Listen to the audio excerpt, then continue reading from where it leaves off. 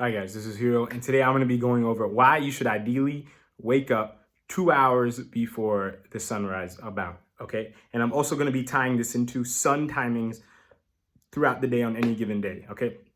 So I'll go ahead and get started. So 2 hours before the sunrise. Well, we know when the sunrise happens every day, the sun moves from the first house to the 12th house, okay? As it crosses the ascendant degrees, okay? For the day in general, okay? Now I'm not talking about your chart. I'm just talking about for the general day's transit, okay? So it moves from the first house to the 12th house. So why is it important to wake up 2 hours before this? Well, the 2 hour period before the sunrise is when sun is in the first house of the day, okay? It is very, very powerful here. Why? Because one, sun is the Gaka for the first house. And two, sun gets exalted in Aries, which is the natural original first sign, okay? So, and exaltation is not own sign, okay? There's a reason why most planets do not get exalted in their own sign, except Mercury. It is because exaltation is not necessarily the planet's like main agenda of what it wants to do. It's the position where the planet kind of has the ability to excel the most spiritually, okay? So back to the 2 hours before sunrise. So 2 hours before sunrise, the sun is in a very, very, very ideal spot. And if you are spiritually inclined, sun is very important for us. Okay, sun sets, basically it has a very heavy influence on your house placements, what signs are in which houses in your chart. Okay, so your sun, like when you wake up, when the sun is in the first house, when you wake up during that period and you get to kind of experience that whole 2 hour period of sun being in first house, it will get your day started off very, very great. Okay, you'll notice even if you wake up 2 hours later, sleep in, if you wake up after the sunrise, you'll notice you'll be a little bit more naturally tired, right? And you're wondering why that is, because you slept in 2 hours later. Why is that? It is because your sun has now went into the 12th house, where it is not as strong as when it was in the first house. Okay, when it was in the first house, this is a great time to do spiritual activities or do anything that can, you have a lot more ability to tap into higher consciousness, okay? So I discussed the astrological component of this. I'm going to kind of dive into other spiritual elements of this as well, okay? So astrologically, I just said 2 hours before the sunrise, sun transits through the first half of the day. Sun is very strong in the first house, okay? So it is great overall to just get your day started astrologically, because your sun is going to go through all the houses throughout the day, and your sun is very important to each individual person. And when you wake up, if you're able to harness those first house energies, because when you wake up, that kind of sets a tone for the day, as you guys all already know, okay? But before I continue on that, I'm going to kind of discuss some of the other non-astrological components to this, okay? Secondly, your brain has different, I forget the actual scientific word, but it has different kind of speed waves, okay? There's like delta, theta, alpha, beta, and gamma, okay? I think I said those from slowest to fastest, okay? So when the brain waves are the slowest, like theta or alpha, you versus, I think throughout the day, most people operate on beta, okay? But right when you wake up and right when you fall asleep, your brain waves slow down. That's why you kind of, you fall asleep, right? Because your brain is slowing down. So, but in the morning, your brain is speeding up, but it's still slow. So it's in theta or alpha. What this means is you have more access to kind of because you just left a deep sleep or a dreamlike state, right? So when those speeds are so slow, your brain speed, you have more access to your subconscious, okay? Combine that with the fact that your sun, your ego, your identity is in the first house. So your brain waves naturally are slow. Your sun is in the first house. So because of all this, because your brain waves are slow, you have access to your subconscious, and because your sun's in your first house, you're very aware of your ego. Okay, great time to conquer, like, let's just say, your internal mental demons if you're doing spiritual practices at this time, and just overall, you could set the tone for the day very, very, very well. Okay, you can have your mind and your ego kind of going in sync on what you kind of want to do. Okay. Also, a third aspect of this, when you wake up at 4 in the morning, other people's energies affect you. Okay, this is why if you're in a room with a bunch of negative people, eventually that negative energy is going to get to you unless you're very wise and spiritually very strong. Okay, but before the sunrise, most people are not awake. Okay, so think about it. All the people in your town or whatever, all their egos are turned off. They're all in a dreamlike state, or they're all in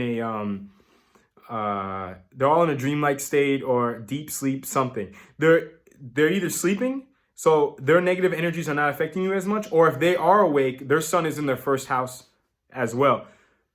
So the energies combining of everyone else nearby you, their negative energies that usually affect you on a day-to-day basis are not affecting you at between those hours. Okay, that's why in the morning, we all feel great 2 hours. If you're waking up ever 2 hours before sunrise, there's a part of you that just feels a little bit different and a little bit more energized. Okay, you just have to do it a few times in a row and adjust your sleep schedule and get rid of your bad habits, like let's just say drinking or watching late night movies or staying on the phone late night, to kind of appreciate these positive spiritual and mental changes. Okay, but yeah, those are the 3 points I'm gonna touch on for why you should wake up 2 hours before. Now, as far as sun timings throughout the day go, so I just said your sun's in your first house 2 hours before sunrise, right? 2 hours after sunrise, okay, sun's in the 12th house, everyone's waking up.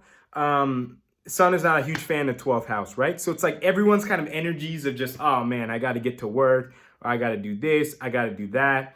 Okay, it's not fun. It's not a good time. Okay, that's why even if you wake up 2 hours before the sunrise, when the sunrise happens, you notice a little bit of like an adjustment. Okay, or a little bit of a change. But if you woke up before the sunrise, your brain is already kind of going, so your subconscious dirt is not as prevalent, and you're able to deal with those energies a little bit more. Okay, versus someone who just woke up while the sun was transiting 12th. They're still in that the theta state or something like that, and they're kind of just like, ah, man, like their brain is slow, like they just feel like crap, like feel really bad. So yeah. Now, next thing, when your sun transits though 11th, 10th, and 9th house of the day, it's very strong. Okay, that's why you're at work. You could be able to get a lot of stuff done. Obviously, your own chart placements have a lot to do with it, but just in general for you, you might notice when the sun is transiting the 11th, 10th, and 9th house, in general, over the long term, right? Because depending on what sign the sun's in, what planets happen to be conjunct at that time, what planets happen to be in that sign in your chart, they could in the short term, they could play an influence there. But over the long term, you'll notice when the sun is in 11th, 10th, and 9th, you tend to be a lot more go-getting throughout the day, okay? And when the sun gets to the 8th, you're like, it's entering a Dustana. Sun's not the biggest fan of 8th. You're ready to leave work. This is around that time, okay? That post-lunch, when your lunch, it's settled in for 2 hours and you kind of just want to go home, okay? This is where the 8th house happens, okay? Sun's also not the biggest fan of the 7th or the 6th, okay? The 6th, it's also Dustana. It's not as bad as 8 or 12, but it's not a huge fan either. And then the 7th house, sun naturally gets debilitated in Libra, which is the original 7th sign. So it's not a huge fan of the 7th either, okay? So after sun transits the 11th, 10th, and 9th, throughout the 8th, 7th, 6th, it's not the biggest fan, okay? It's kind of just winding down. It's just ready to wind down from the day, basically, okay? Now, one other thing, as you get closer to sleep, your brain starts slowing down, okay? Now, sun gets very powerful in the 5th house, okay? Why? Because sun rules Leo, which is the original 5th sign. Sun feels very fulfilled in the 5th house, okay? The 5th house represents fulfillment in general, okay? And Leo has similar energies also. So the sun goes to 5th house, your brain starts slowing down. Ideally, if your sleep schedule is adjusted, this is a great time to go to sleep, okay? It's a great time to kind of set that positivity in your brain, kind of throw all the baggage from the day out just get rid of it all, and then fall asleep, and then wake up when the sun's in first the next morning and do it all over again, okay? So this is the best kind of option here. yeah, just one thing to kind of look out for when the sun is transiting any quote unquote house that's not favorable to it, for example, 8th or 12th. You kind of just want to watch your ego, and your identity is kind of feeling a little bit frustrated. Okay, it could be frustrated that it has to go to work, that it's still at work, whatever. Just watch yourself. Okay, that's all I gotta say. Just keep yourself in check, and then when the sun's positive throughout the day, you know, your 11th, 10th, and 9th house, just utilize those energies appropriately. Okay, sun, it can be a malefic. Okay, because it represents the ego and the identity, so it can get a little ahead of itself. But it's also a great time to make some positive changes as well when it's transiting those houses. Okay, but I just want to give you guys this information, let you guys decide on a day-to-day basis how you feel when the sun is transiting through different houses throughout the day. And also make sure you give it, like I said, there's certain short-term things that can affect this, right? So for example, if sun is transiting, you know, the 10th house for the day, but during that 10th house, let's just say sun's with a certain planet. Okay, it's conjunct a certain planet or something like that.